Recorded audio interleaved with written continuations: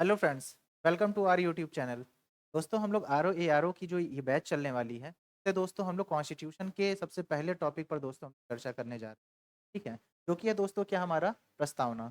जी हाँ, हमारे संविधान की प्रस्तावना। ठीक है, प्रियम्बल ऑफ और इंडियन कॉन्स्टिट्यूशन। ठीक है दोस्तों, इसके बारे में थोड़ा हम लोग जिक्र करने जा रहे हैं। अगर दोस्तों हम लोग देखें, जैसे मान लीजिए कोई एक किताब होती है, जैसे कोई भी एक बुक है, कोई भी एक बुक है, उस बुक में अगर दोस्तों देखेंगे, ज़ाहिर-सी बात है कुछ आपको वहाँ पे देखेंगे, आपको कुछ चैप्टर्स देखने को मिलते हैं जिसमें अगर आप देखेंगे चैप्टर्स मिलेंगे, ठीक? जैसे चैप्टर्स मिलते हैं, जैसे कोई आपको चैप्टर्स मिलते हैं, वैसे ही दोस्तों अगर देखेंगे हमारे संविधान में क्या देखने को मिलता है, भाग देखने को मिलता है। जितनी पेज संख्या एक किताब में होती है, जितनी पेज संख्या एक किताब में होती है, उतना ही आपको संविधान में एज़ अ अनुच्छेद देखने को मिलता है। एक चीज़ दोस्तों और बारीकी से अगर आप देखेंगे, पूरे किताब में जितनी पृष्ठ संख्याएँ होती हैं, पृष्ठ संख्या 1 से लेके आखिरी तक में क्या-क्या चीज़ें लिखी हैं, उसको एक सिंगल पेज में अगर उतारने का कोई काम करता है दोस्तों, तो वो है क्या? हमारा प्रस्तावना। ठीक है दोस्तों, क्या होता है वो? प्रस्तावना होता है। जब अगर संविधान बनने की बात अगर देखें दोस्तों, संविधान अगर बनने की बात देखें, एक कॉन्टिनेंट था यूरोप, एक कॉन्टिनेंट था यूरोप दोस्तों, उसी में एक यहाँ पे अगर आप देखेंगे एशिया है, ये हो गया आपका साउथ अफ्रीका हो गया, इधर नॉर्थ अमेरिका है कुछ, इधर कुछ है आपका साउथ अमेरिका। इसी क्रम में अगर देखेंगे तो विदेशियों का जो आगमन था, अगर मॉडर्न के हिसाब से रिलेट करके अगर हम संविधान को पढ़ेंगे दोस्तों, तो हम लोग को चीज़ें ज़्यादा क्रिस्टल क्लियर होंगी। जैसे अगर देखें, ठीक है, ये एशिया है और ये हमारा प्यारा भारत है। अगर हम इतिहास के तौर तरीके देखें, ये मान लीजिए अर्थ है। इसमें दोस्तों होता क्या है, अगर देखें तो हमारे यहाँ सबसे पहले या फिर अगर देखा जाए तो हमारे यहाँ व्यापार के लिए कौन कॉन्टिनेंट के लोग आते हैं? यूरोप के लोग आते हैं। कौन आते हैं? यूरोप के लोग आते हैं। इन यूरोपियों के आने का क्रम जो था, सबसे पहले हमारे यहाँ पुर्तगाल आते हैं। पुर्तगाल आते हैं, डच आते हैं, इंग्लिश आते हैं, डेनिश आते हैं, फ्रेंच आते हैं, स्वीडन आता है, ऑस्ट्रिया। इन दोनों का एग्ज़ाम में आज तक पूछा नहीं है, लेकिन ये आपके थोड़ा-सा अतिरिक्त जानकारी के लिए इसको मैंने सिर्फ़ आपको बताया है। ये वाला जो आने का क्रम है, ये पीसीएस में एक बार पूछा गया क्वेश्चन। विगत वर्षों के प्रश्न पत्र को अगर ध्यान में रखते हुए अगर हम लोग अपनी चीज़ को पढ़ रहे होंगे ना दोस्तों, तो इसका लाभ आपको एग्ज़ाम में देखने को ज़रूर मिलता है। अब वो क्रोनोलॉजी में आप देखें, जिससे हिंदी मीडियम में अगर देखा जाए तो बोलते हैं काल क्रमानुसार व्यवस्थित करें। तो पहले दूसरे इनके आने का क्रम पता चल जाएगा। अच्छा, इसको याद करने के लिए एक बात बताइए, आप लोग पीडीएफ फाइल पढ़ते हैं? पीडीएफ फाइल पढ़ते हैं? इसी पीडीएफ को अगर हम ईडीएफ कर लें तो हम लोग को चीज़ें क्या हो जाएँगी? याद हो जाएँगी। इसमें दोस्तों ये सभी लोग आते किस लिए हैं? व्यापार करने आते हैं, ट्रेड करने आते हैं। किस लिए आते हैं? व्यापार करने आते हैं, जिसको इंग्लिश में क्या बोलते हैं दोस्तों?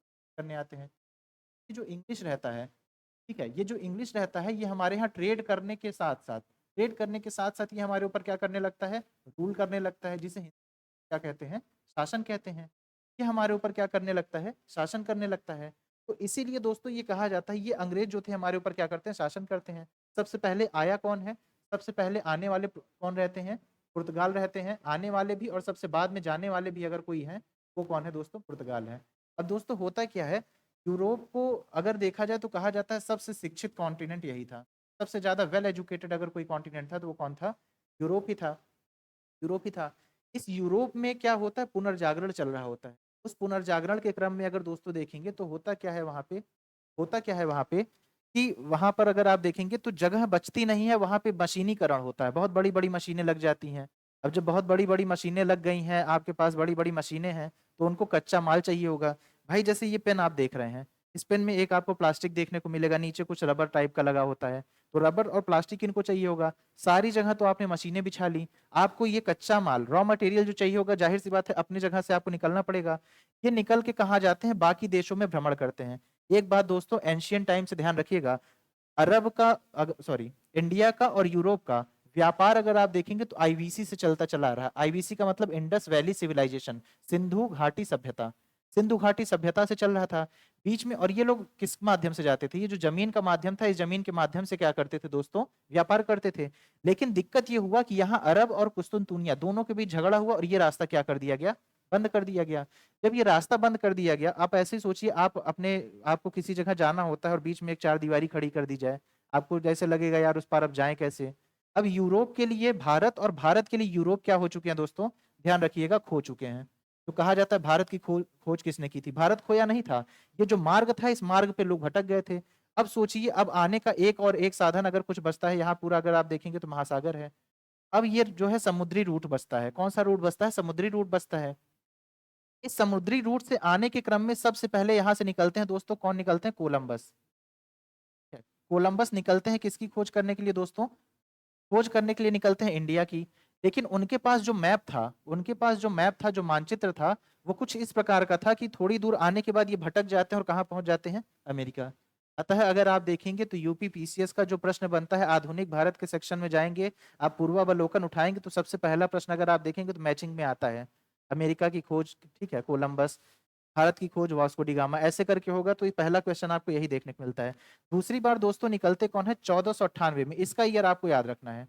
1498 में यहां से निकलते हैं दोस्तों कौन? आपके वास्को डी गामा निकलते हैं, और इधर के केप ऑफ गुड होप होते हुए, किधर से? Cape of Good hope,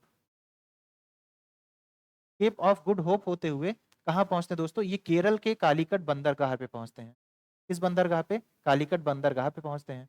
Calicut बंदरगाह पे पहुंचते हैं, यहाँ पे एक राजा इनका स्वागत करते हैं। ये क्वेश्चन भी बहुत पूछा है, राजा जमोरिन। अगर ये पूछे ये कैसे शासक थे, तो याद रखना है ये रिलीजियस से ये हिंदू थे। ये प्रश्न भी पूछा हुआ है कि वो हिंदू राजा थे या मुस्लिम राजा थे। ये इनका स्वागत करते हैं, स्वागत करते हैं, यहाँ आते हैं और वो 60 गुना प्रॉफिट कमाते हैं। कितने गुना प्रॉफिट कमाते हैं? 60 गुना कमा के दोबारा ये क्या करते हैं? वापस जाते हैं। अब जब वापस पुर्तगाल जाते हैं तो पुर्तगाल, यहाँ इस पूरे कॉन्टिनेंट में अलग अलग कंट्रीज थी। अब सबको लगता है यार ये भारत जो है मिल गया है, और इस भारत से हम लोग व्यापार करके काफी ज्यादा धन अर्जन कर सकते हैं। इसी क्रम में दोस्तों होता क्या है, पुर्तगाल के बाद Dutch, English, Danish, French, Sweden, Austria, ये सारे लोग आने लग जाते हैं। सारे लोग आते व्यापार के लिए हैं, करने क्या लग जाते हैं? जिसमें से ये अंग्रेज हमारे ऊपर शासन करने लग जाते हैं, शासन करने लग जाते हैं। तो इसी बात को पूरे अंग्रेजों से लेके हमारे ऊपर अगर देखेंगे, उस समय मुगल का शासन चल रहा था। मुगल के शासन के बाद अगर आप देखेंगे, अंग्रेज हमारे ऊपर रूल करने लगते हैं। ये अंग्रेज जब जाते हैं, इसमें भी दोस्तों एक थोड़ा सा एक हिस्ट्री और है, इसको थोड़ा सा जानिएगा। सबसे पहले शासन दोस्तों किसका चला? मुगल्स का चला, अगर उस समय के हिसाब से हम देखें तो, है ना। फिर कौन आया दोस्तों? इंग्लिश आए। इंग्लिश मतलब इंग्लिश को ही ब्रिटेन, इंग्लैंड, सारी चीजें आप कह सकते हैं। ये जो इंग्लैंड रहता है, ये जो इंग्लैंड हमारे यहाँ शासन करता है, सबसे पहले हम लोग को देखिए, मेन हम लोग अभी हिस्ट्री पे नहीं चल रहे हैं, ये एक छोटा सा बैकग्राउंड समझाने के लिए था, ठीक है। इस अंग्रेजों के शासन में भी अगर देखेंगे तो जो अंग्रेजों ने हमारे ऊपर शासन किया है, ध्यान रखिएगा, इसको दो कालक्रम में हम लोग बांट सकते हैं। कितने कालक्रम में? दो कालक्रम में। जैसे अगर आप देखेंगे, कई लोग अगर आप किताबों में पढ़ेंगे तो 1773 के रेगुलेटिंग एक्ट से आपको देखने को मिलेगा। पर याद रखिए, बक्सर का युद्ध 1764 होने के बाद ही एक साल बाद द्वैत शासन वगैरह आपको पढ़ने को मिल जाता है। रॉबर्ट क्लाइव, जिनको स्वर्ग से उत्पन्न सेना नायक कहते हैं, है ना। 1765 के आसपास से शुरू होता है दोस्तों, और ये कब तक चलता है? तो ये आपको याद रखना है, 1857 तक।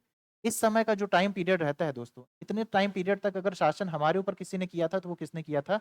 ईआईसी ने किया था। अब आप कहेंगे ईआईसी क्या है? ईस्ट इंडिया कंपनी, ठीक है। क्या है? East India company, east India company. अब ये ईस्ट इंडिया कंपनी क्या थी, एक बात ध्यान रखिएगा, 1600 ईस्वी की बात है, ठीक है। 1600 ईस्वी में इनको कौन भेजता है? ब्रिटेन भेजता है कि जाइए आप पूर्वी देशों के साथ क्या करिए? व्यापार करिए। कहा गया ऐसे कैसे व्यापार कर दें, पहले आप हमको चार्टर तो प्रदान करिए। अब आप कहेंगे चार्टर क्या होता है? चार्टर प्रदान करिए। चार्टर का मतलब होता है दोस्तों, ध्यान रखिएगा, सरकार तीन प्रकार की होती है, विधायिका, कार्यपालिका और न्यायपालिका, ठीक है। कार्यपालिका के आदेश को मतलब, ये कार्यपालिका का आदेश था कि आप जाके पूर्वी देशों में व्यापार करिए। जब आप लूसेंट या फिर आप किसी भी जगह जब ये शब्द आप चार्टर पढ़ते हैं ना, इस चार्टर का मतलब आप ध्यान रखिएगा, कार्यपालिका के आदेश से संबंधित है। न्यायपालिका का या विधायिका का इससे कोई संबंध नहीं था। अब ये ईआईसी हमारे ऊपर कब से कब तक शासन करता है? 1765 से लेकर 1857 तक। 1857 में अगर आपने देखा होगा तो एक क्रांति होती है, मंगल पांडे शुरू करते हैं, ठीक है। 1857 से लेके दोस्तों 1947 तक हमारे ऊपर कौन शासन करता है? वही ब्रिटेन की कंपनी जो ईआईसी थी, वहां की हमारे ऊपर सरकार अब करने लगती है। अब इस पे किसका हो जाता है? ब्रिटेन की ताज का हो जाता है। ब्रिटेन की महारानी कह सकते हैं या ताज कह सकते हैं, किताबों में आपको ताज शब्द देखने को मिलेगा, ठीक है। ब्रिटेन की महारानी का आ जाता है। अब ये 1857 क्या, इसको 58 कर लीजिए, ठीक है। 57 तक चलिए, 58 से कर लीजिए, क्योंकि अगर आप देखेंगे तो उस समय के जो वायसराय थे, आके यहाँ इलाहाबाद का जो आपका मिंटो पार्क या कंपनी गार्डन का जो रीजन है, यहीं पे आके घोषणा पत्र को पढ़ते हैं, ठीक है। इतना पूरा शासन चला। इस शासन के क्रम में अगर आप देखेंगे, हमारे यहाँ अगर ये तो वो हो गई पहले कंपनियों के लिए, एक बात ये भी ध्यान रखिएगा, ब्रिटेन जो थी ना, ब्रिटेन जो थी 1765 से लेके 1857 तक, 1773 से अगर आप देखेंगे तो जो नियम 1757 तक जितने भी बनाए गए वो सिर्फ बनाई जाती थी किसके लिए, ईआईसी के लिए, क्योंकि प्रत्यक्ष रूप से तो हमारे ऊपर शासन था नहीं। लेकिन इसके बाद से हमारे ऊपर ये क्या करते हैं, प्रत्यक्ष रूप से शासन करना शुरू कर देते हैं। इसमें दोस्तों एक बात ध्यान रखिए, मुख्य अब संविधान की तरफ आते हैं। सबसे पहली बार संविधान बनाने का प्रयास अगर कोई प्रश्न पूछे, सबसे पहली बार संविधान बनाने का प्रयास कब किया गया, तो एक बात ध्यान रखिएगा, ये किया गया था क्रिप्स मिशन में। जी हाँ, कब किया गया था, क्रिप्स मिशन में किया गया था, क्रिप्स मिशन में। लेकिन इन्होंने जो जो प्रपोजल्स दिए थे, इन्होंने जो जो प्रपोजल्स दिए वो भारतीयों को पसंद नहीं थे। प्रपोजल जो भी दिए, प्रपोजल्स मतलब इनके जो जो पॉइंट्स ये लेके आए थे कि हाँ आप जो है संविधान बनाइए और ये सारी चीजें, वो किसको पसंद नहीं थे, वो इंडिया के लोगों को पसंद नहीं थे। ठीक है, इनसे कहा जाता है एक बार काम करिए, आप वापस जाइए यूरोप। आप कहाँ जाइए, कहाँ आते हैं वो, इंडिया में आते, कहते हैं एक काम करिए आप अपना क्रिप्स मिशन लेके कहाँ जाइए, वापस ब्रिटेन जाइए। अब ये वापस ब्रिटेन जाते हैं ठीक 4 साल बाद। ठीक है, कब, ठीक 4 साल बाद क्या होता है, 1946 में ये बाहर आते हैं एक और मिशन लेके, जिस मिशन का नाम रहता है कैबिनेट मिशन। कौन सा मिशन रहता है, कैबिनेट मिशन। ध्यान रखिएगा, ये क्रिप्स जो एक बार जा चुके हैं यही एक बार दोबारा आते हैं, पर इस बार अध्यक्ष वो नहीं रहते। इनमें दोस्तों आते कितने लोग हैं, 3 लोग आते हैं। ध्यान रखना है तीनों लोगों का नाम, स्टेफोर्ड क्रिप्स, पेंथिक लॉरेंस और अलेक्जेंडर। ठीक है, क्या कौन कौन आते हैं, क्रिप्स आते हैं, पेंथिक लॉरेंस आते हैं, पेंथिक लॉरेंस। ये जो पेंथिक लॉरेंस है ना, याद रखना, L for Lawrence, L for leader, इसके लीडर भी कौन थे, यही थे।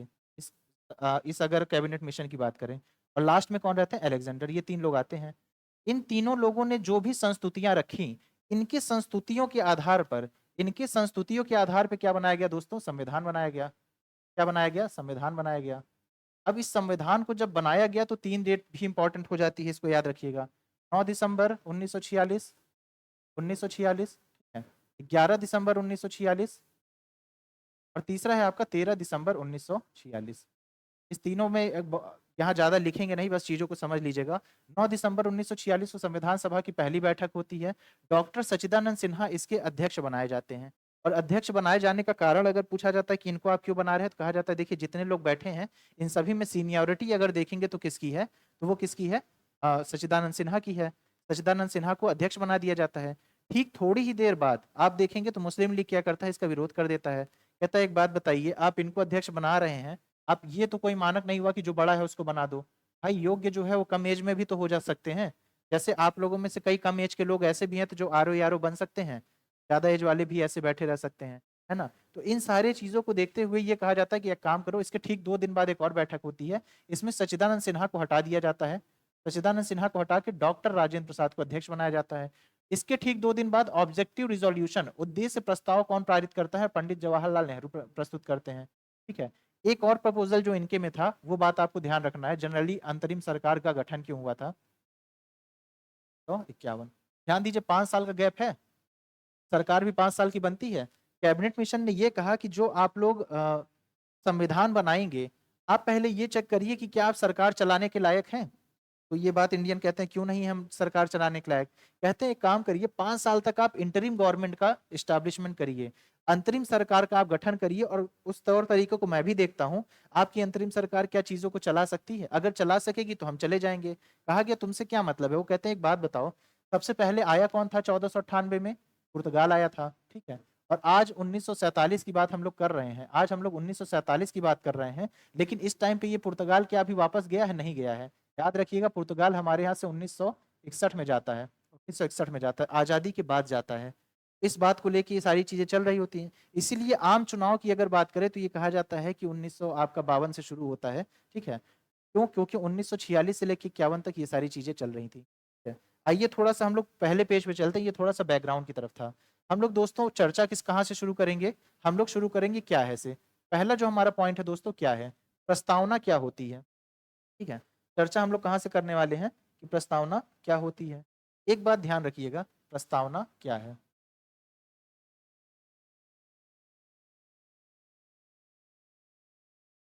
जब भी कोई अगर हम लोग किताब लिखते हैं, जब भी हम लोग कोई किताब लिखते हैं तो उस पूरे एक किताब से लेके आखिरी किताब तक, एक किताब से लेके आखिरी किताब तक के पृष्ठों में क्या क्या चीजें लिखी हुई हैं, उन सभी चीजों के बारे में पता चलता है। ठीक उसी तरीके, अच्छा ऑथर क्या लिखना चाहता है इस बात का पता चलता है। वैसे हमारे यहाँ इन सारे चीजों को लिखने का काम किसने किया था? संविधान सभा के सदस्य किए थे। संविधान सभा के सदस्यों द्वारा उनके जो भी आदर्श थे, उनके जो भी आदर्श थे,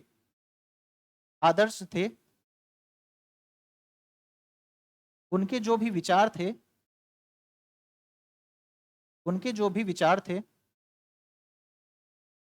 या उनके जो भी लक्ष्य थे, उन सभी चीजों को प्रस्तुत करने का काम किसमें किया गया है दोस्तों? तो उन सभी को प्रस्तुत करने का काम किया गया है हमारी संविधान की प्रस्तावना में। जी हाँ, जैसे अगर हम देखें तो वहां पे, अच्छा हालांकि अभी इन सारी चीजों को हम लोग समझेंगे जब हम लोग एलिमेंट्स पढ़ेंगे इसके इसके ठीक बाद का अगर टॉपिक देखें तो वही है। तो संविधान की प्रस्तावना अगर जनरली आपसे पूछे कि क्या है, हालांकि पीसीएस जैसी परीक्षाओं में क्या है से संबंधित प्रश्न नहीं आया है, लेकिन ये सिर्फ आपके जानकारी के लिए है। संविधान सभा के सदस्यों के विचारों, आदर्शों और लक्ष्यों को किसमें व्यक्त किया जाता है? तो प्रस्तावना में किया जाता है। इस बात को आपको ध्यान रखना है। अब आइए दोस्तों, दूसरे पॉइंट में हम लोग किस चीज के बारे में चर्चा करने वाले थे? प्रस्तावना के प्रमुख तत्व। प्रस्तावना के प्रमुख तत्व के बारे में हम लोग जिक्र करेंगे। ठीक है, तो अगर आप देखेंगे तो इनके पूरे तत्वों के अंदर, अगर देखेंगे, प्रस्तावना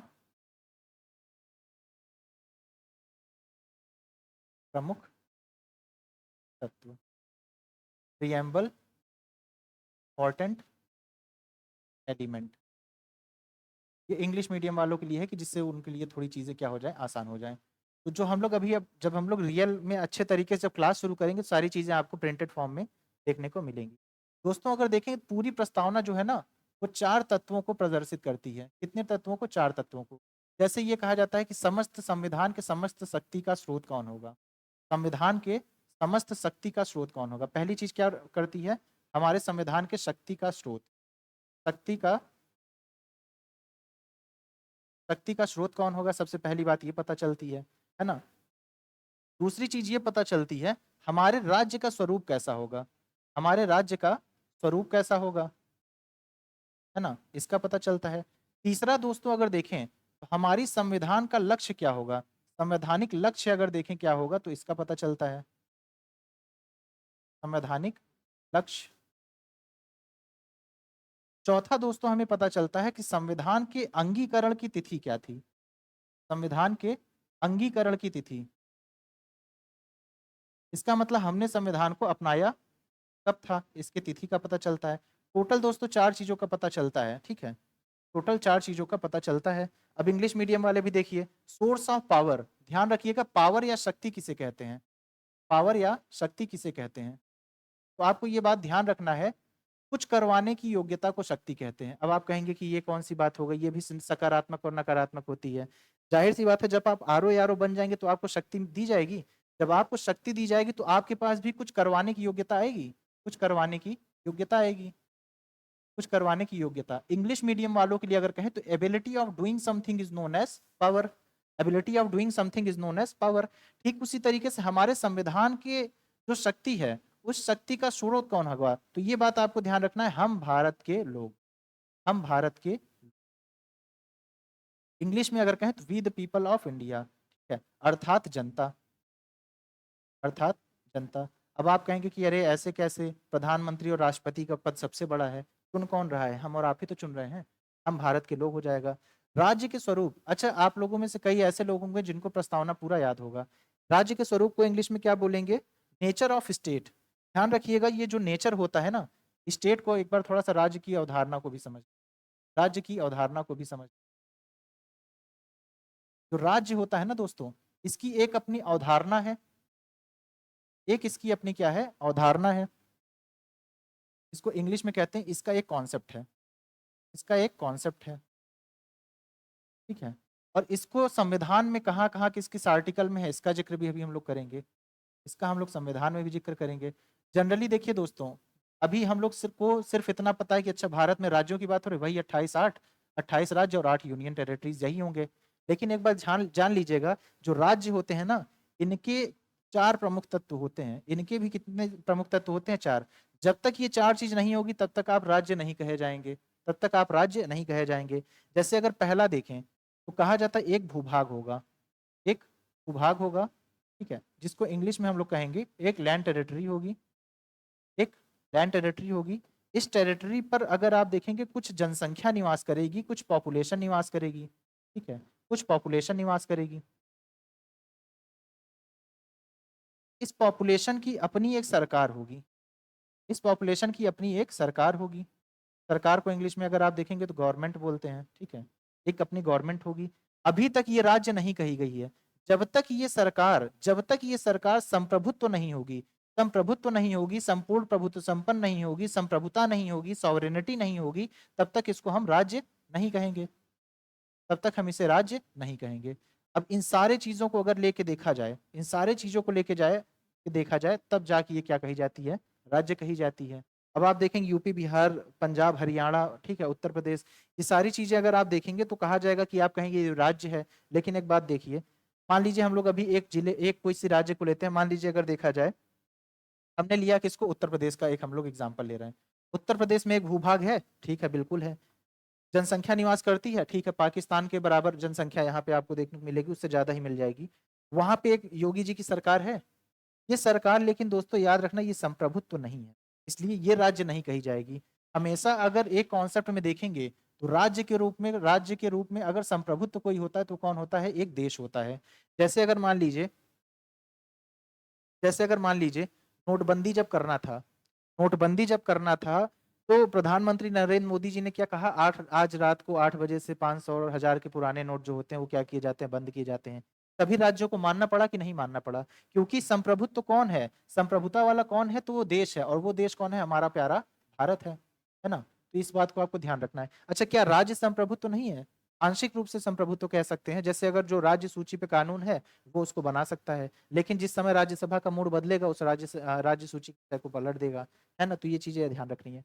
और संविधान में याद रखिएगा, संविधान में 12, अनुच्छेद 12 में, 36 में और 152 में राज्य की परिभाषा को उल्लिखित किया गया है। इन सभी चीजों को दोस्तों अगर आपको स्क्रीनशॉट लेना हो तो आप लोग पढ़ते टाइम ले लीजिएगा, ठीक है। आइए, हम लोग बात कर रहे थे राज्य के स्वरूप।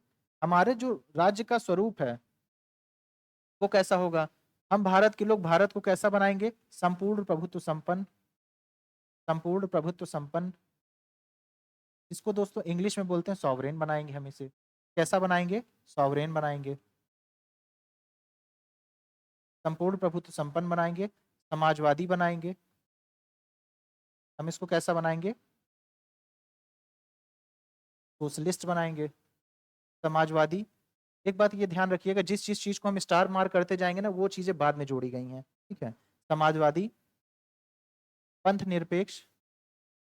अभी पंथ निरपेक्ष और धर्म निरपेक्ष में क्या अंतर होता है ये भी हम लोग देखेंगे।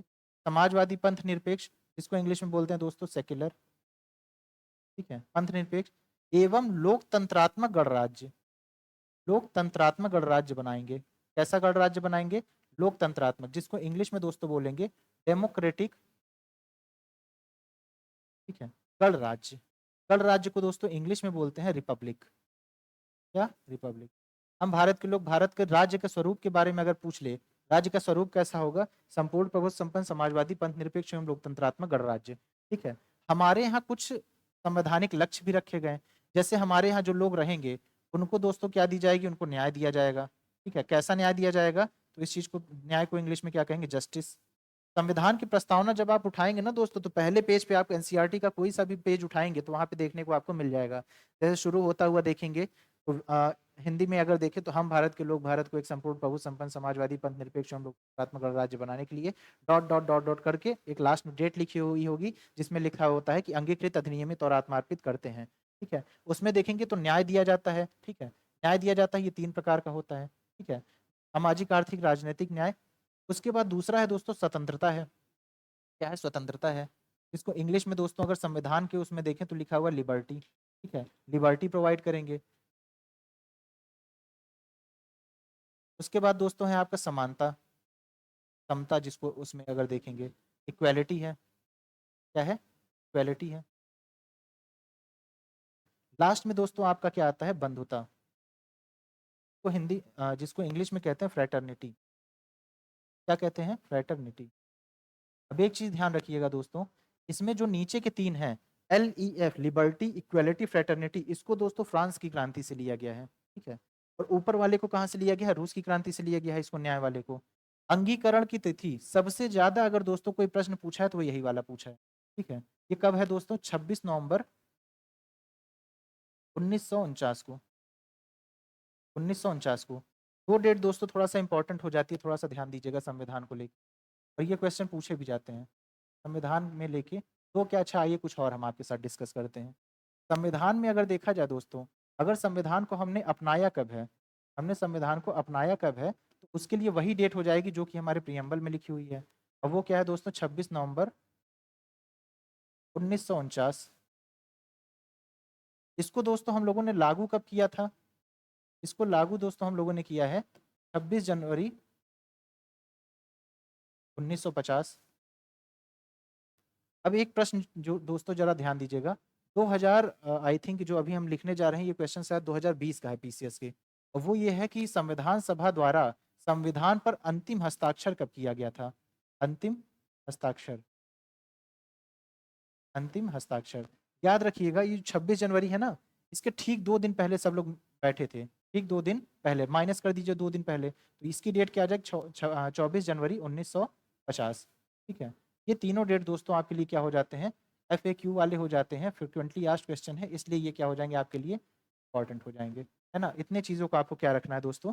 ध्यान रखना है, ठीक है? आइए एक-एक चीज़ों पर दोस्तों अब सिर्फ डिस्कस करते जाते हैं। ज़्यादा अगर हम लोग लेक्चर बड़ा करेंगे तो आप लोग को भी थोड़ा-सा उबाऊ-सा लगेगा। संपूर्ण प्रभुत्व संपन्न क्या होता है, इस बात को थोड़ा समझिए।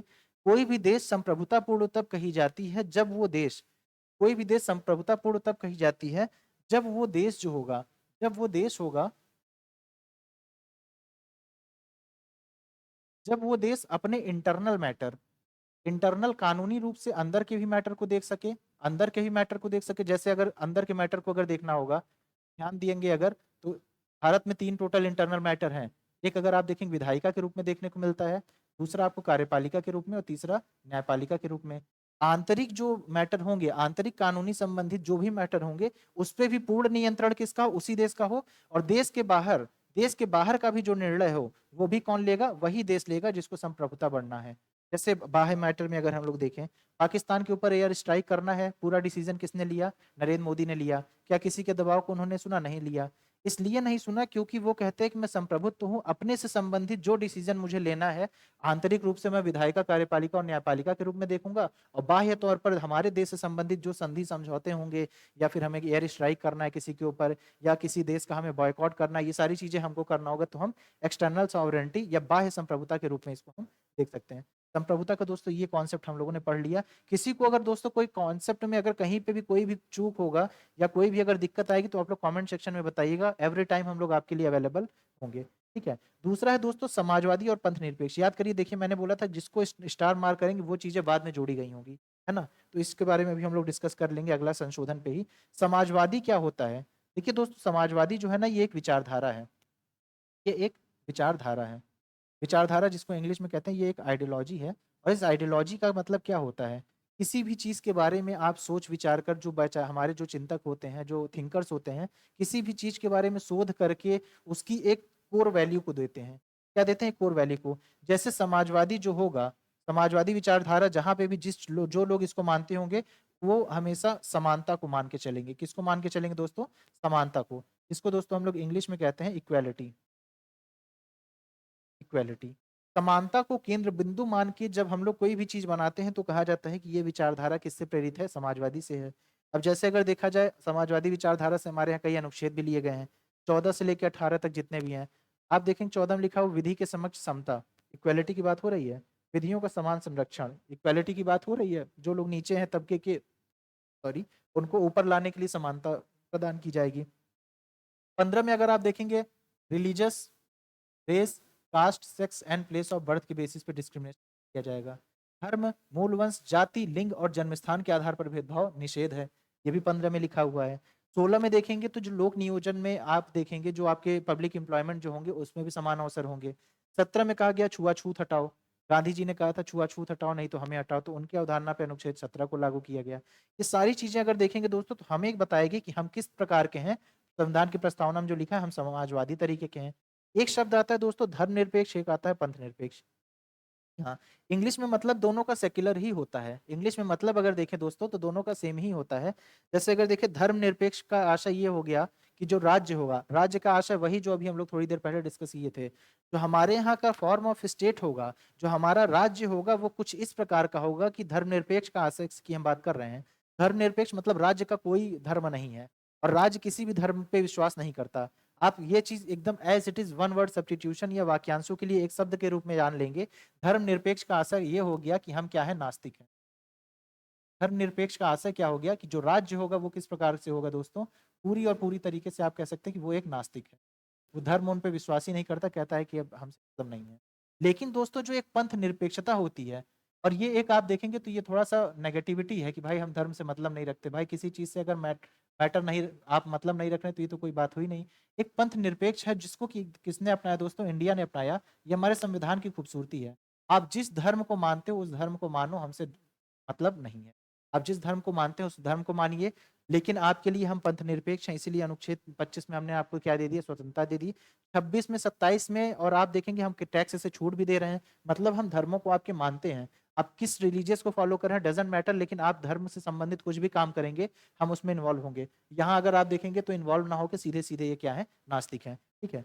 उसके बाद दोस्तों आता है लोकतंत्रात्मक गणराज्य। इस चीज को थोड़ा सा समझना है आपको। लोकतंत्रात्मक गणराज्य, लोकतंत्र, लोकतंत्र है और दूसरा है दोस्तों आपका गणराज्य है। गणराज्य, लोकतंत्र का मतलब अभी हमने इंग्लिश मीडियम वालों के लिए पीछे लिख दिया है। लोकतंत्र का मतलब क्या हो गया, डेमोक्रेटिक हो गया।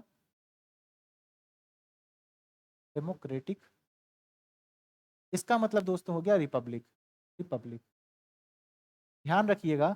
एक एग्जाम्पल देखिए, अगर कहा जाता है ना भारत ने सबसे ज्यादा अनुच्छेद उठाए हैं ब्रिटेन से, लेकिन एक बात ध्यान रखिए, अगर हम लोग ज्यादातर ब्रिटेन के ऊपर ही आश्रित होते, हम पर कई लोग बोलते हैं कि ब्रिटेन से ही उठा लिया, अपना कुछ किया ही नहीं। एक बात को बताइए, अगर इंडिया के परिप्रेक्ष्य में देखें और एक ब्रिटेन के परिप्रेक्ष्य में देखें, ब्रिटेन में दोस्तों आप देखेंगे पीएम है। कौन है, पीएम है। पीएम के साथ साथ वहां एक प्रेसिडेंट भी है। कौन है, एक प्रेसिडेंट भी। ये जो प्रेसिडेंट है ना, ये जेनेटिकली चले आ रहे हैं, जेनेटिकली चले आ रहे हैं। मतलब अगर आप कहेंगे तो ये किस तरीके के हैं, ये मोनार्कियल स्टेट में आ रहे हैं। किस में आ रहे हैं, मोनार्कियल में आ रहे हैं, जिसको हिंदी में कहते हैं ये राजतंत्र के तरीके से चले आ रहे हैं। हालांकि नाम मात्र का ही प्रमुख है ये वहां पे, वास्तविक कार्यभार तो यही देख रहे हैं। जैसे अभी आपने देखा भारतीय मूल के भी एक बने थे ऋषि सुनक जी, है ना। तो सारा काम, वास्तविक शक्ति तो इनके पास है। लेकिन एक बात बताइए, क्या पूरी तरीके से ये लोकतंत्र के साथ साथ ये क्या गणराज्य हुए? गणराज्य भी क्या होगा आप समझिएगा। लेकिन अगर भारत में देखें, प्रधानमंत्री भी हैं चाहे आपके प्रेसिडेंट भी हैं, दोनों का चुनाव होता है। भले ही इनडायरेक्ट तरीके से इनका चुनाव होता है, लेकिन चुनाव हो तो रहा है। इनके यहाँ ये चुनाव नहीं हो रहा है। राजा के बेटे राजा, रानी के बेटे रानी, ये सब चीजें होते हुए चली आ रही। लोकतंत्र दोस्तों किसको कहेंगे, लोकतंत्र उसको कहेंगे ऐसी जगह जहां पर चुनाव जो होता है, जहां इलेक्शन जो होता है वो किसके द्वारा हो, बाय द पीपल हो, भारत के लोगों के द्वारा हो। किसके द्वारा हो, भारत के लोगों के द्वारा हो। ये हम लोग इंडिया के परिप्रेक्ष्य में बात कर रहे हैं। या फिर अगर आप कहेंगे सिर्फ लोकतंत्र करते तो भारत को हटा दीजिए, लोगों के द्वारा जहां चुनाव हो। किसके द्वारा चुनाव, लोगों के द्वारा जहां चुनाव हो उसको हम लोग क्या बोलेंगे, लोकतंत्र बोलेंगे। गणराज्य का अर्थ ये होता है, गणराज्य का अर्थ ये होता है दोस्तों, जहां राज्य का प्रमुख, जहां राज्य का प्रमुख। दूसरा है दोस्तों सरकार का प्रमुख, सरकार का प्रमुख, सरकार का प्रमुख, दोनों क्या हो, चुने जाएं। अब एक बात बताइए, राज्य का प्रमुख कौन होता है? कई लोग ये सोच रहे होंगे मन में कि राज्यपाल होगा, नहीं तो फिर कौन होगा, सीएम होगा। पर याद रखिएगा राज्य का प्रमुख राष्ट्रपति होता है। जी हाँ, राज्य का प्रमुख कौन होगा, राष्ट्रपति होगा। अब आप कहेंगे ये कौन सी बात हुई। अब एक बात बताइए, अभी हमने कहा था कि राज्य तब तक राज्य नहीं कहा जाए जब तक वो संप्रभुत्व न हो, और संप्रभुत्व तो कोई राज्य नहीं है, क्योंकि केंद्र की उनके ऊपर क्या होती है, एक प्रेशर होता है, केंद्र जो बोले वो मानना पड़ेगा। और एक चीज और देखिए, किसी भी राज्य में अगर कोई दंगा होता है, किसी भी राज्य में अगर कोई दंगा होता है, या फिर ऐसा कोई भी ऐसी असंवैधानिक स्थिति हो जाती है, कोई भी असंवैधानिक स्थिति हो जाती है, तो वहां पे किसका शासन लगाया जाता है, राष्ट्रपति का ही शासन लगाया जाता है ना। तो क्या वहां पे अगर संप्रभुत्व होते तो क्या वो राष्ट्रपति शासन लग पाता? जहां पे राज्य का प्रमुख, हेड ऑफ स्टेट और head of government, head of government कौन होता है दोस्तों, तो याद रखना है आपको, पीएम होते हैं। ये दोनों का चुनाव हो उसको हम लोग क्या कहेंगे दोस्तों, गणराज्य कहेंगे। हमारे यहाँ पे अगर आप देखेंगे तो राज्य के स्वरूप के बारे में कितनी चीजें हैं, वो सारी चीजें हम देख ली। न्याय कितने प्रकार की, अभी हमने बताया 3 प्रकार के, सामाजिक, आर्थिक और राजनीतिक। सामाजिक, आर्थिक और राजनीतिक। S A R, S A R प्रकार की क्या है, जस्टिस मिलती है। इंग्लिश में अगर कहें तो जस्टिस क्या है, सोशल है, इकोनॉमिक है, पॉलिटिकल है। इंग्लिश मीडियम वालों के लिए क्या हो जाएगा, SEP हो जाएगा, सोशल, इकोनॉमिक एंड पॉलिटिकल। सामाजिक न्याय के रूप में दोस्तों हम लोग किसको देख सकते हैं, जैसे सामाजिक न्याय के रूप में अगर हम लोग देखें तो अंग्रेजों के टाइम पे देखेंगे एक सिस्टम चला आता था वैदिक संस्कृति में, बहुत पहले से, उत्तर वैदिक काल से शुरू होता है। कई लोग कहते थे कि ये वैदिक काल से ही था, लेकिन जबकि इसका संबंध वैदिक काल से नहीं, कैसे नहीं है जरा समझिएगा। एक था आपका वैदिक पीरियड, एक है आपका लेटर वैदिक पीरियड, उत्तर वैदिक काल। लेट अगर वैदिक पीरियड में जो लिखा हुआ था वो कहा जाता था कि जो भी महिला होंगी जिनके पति नहीं है, जो विधवा हो जाती हैं, तो वो अपने किससे शादी कर सकते हैं, वो शादी कर सकते हैं अपने द्विवर से। द्विवर, द्वि मतलब होता है दूसरा और वर मतलब पति। देवर शब्द की जो उत्पत्ति थी वो इसी से हुई थी, द्विवर से हुई थी। जब आप पढ़ेंगे ना तत्सम तद्भुत, वहां पे भी ये शब्द मिलता है। इसका मतलब कि महिलाओं की स्थिति इस समय अगर आप देखेंगे वैदिक पीरियड में तो ठीक थी, मतलब उनको एक विवाह करने का अवसर था। लेटर वैदिक पीरियड में ये कहा गया, अगर जो विधवा है, जो विधवा है लेटर वैदिक पीरियड के बाद से, वो क्या करेंगे, वो सती हो जाएंगे, उनको भी अपने आप के साथ क्या होगा, अब उनके साथ साथ अपने प्राण भी देने होंगे। हालांकि इसका इरेडिकेशन राजा राम मोहन राय करते हैं, वो अलग विषय है। RRMR करते हैं, 1829 की बात है, बेंटिक की सहायता से, वो अलग विषय है। ठीक है। अब एक बात होती है सामाजिक न्याय के बारे में बात करें। सामाजिक न्याय ऐसे ही कुछ हम लोग देख सकते हैं, महिलाओं को शिक्षा ना देना, है ना, बच्चों को पढ़ाई ना करने देना। आप देखेंगे SC ST और ये सारी चीजें, समाज में सारी जो सोशल एविल है इन सभी को दूर करने के लिए सबसे पहले कौन सा जोड़ा गया, सामाजिक न्याय को जोड़ा गया। आर्थिक न्याय की अगर बात करें, अब एक बात बताइए, एक व्यक्ति ऐसा है जिसके पास खूब पैसे हैं, एक के पास कुछ नहीं है, तो रोटी कपड़ा और मकान को मुहैया कराने का जो जिम्मेदारी होगा वो भी इकोनॉमिक जस्टिस में आ जाएगा। पॉलिटिकल जस्टिस में अगर आप देखेंगे, पॉलिटिकल जस्टिस की अगर हम बात करें, राजनीतिक न्याय की बात करें, राजनीतिक न्याय को दोस्तों हम लोग दो तरीके से देख सकते हैं। एक हो गया कि भाई वोट देने का अधिकार भी हमारा राजनीतिक अधिकार है, एक वोट देने का अधिकार। एक हो गया इलेक्शन में पार्टिसिपेशन का जो अधिकार होगा, इलेक्शन में पार्टिसिपेशन, भाई हमको जो है प्रधानमंत्री बनना है, MP बनना है, वो सारा अधिकार भी किस में आ जाएगा, इसमें आ जाएगा। ठीक है। एक इसके बाद आता है liberty of thought expression, belief, faith and worship. Thought expression, belief, faith and worship. ठीक है। विचार, अभिव्यक्ति, विश्वास, धर्म और उपासना की स्वतंत्रता। ठीक है।